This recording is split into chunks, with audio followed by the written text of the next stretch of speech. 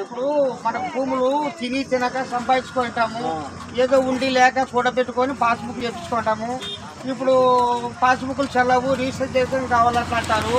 Research చేయించుకున్న తర్వాత వాళ్ళేమో ఒరిజినల్ పెట్టుకుంటే డూప్లికేట్ మనకి ఇచ్చి మాకేమో ధైర్యము మనకు ఉన్నాయి. రీసెర్చ్ చేయించినాము, ఎవరు ఏం చేసుకోలేరులే, మన భూములు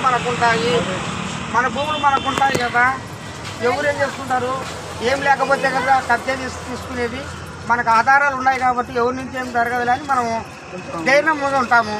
వాళ్ళు ఒరిజినల్ పెట్టుకొని భూమి మనం ఇస్తే ఈ పేద కుటుంబాలు ఇంకా ఆత్మహత్య చేసుకొని చచ్చిపోకపోతే ఏముంది?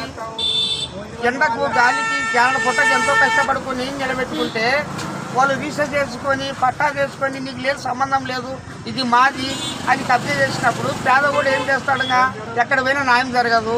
ఎందుకు సావడం బెటర్ అట్లా అని చెప్పి పురుగుల మందులు తాగి భార్య బిడ్డలు ఇంతతోనే సమాప్తమని ముగించుకుంటారు.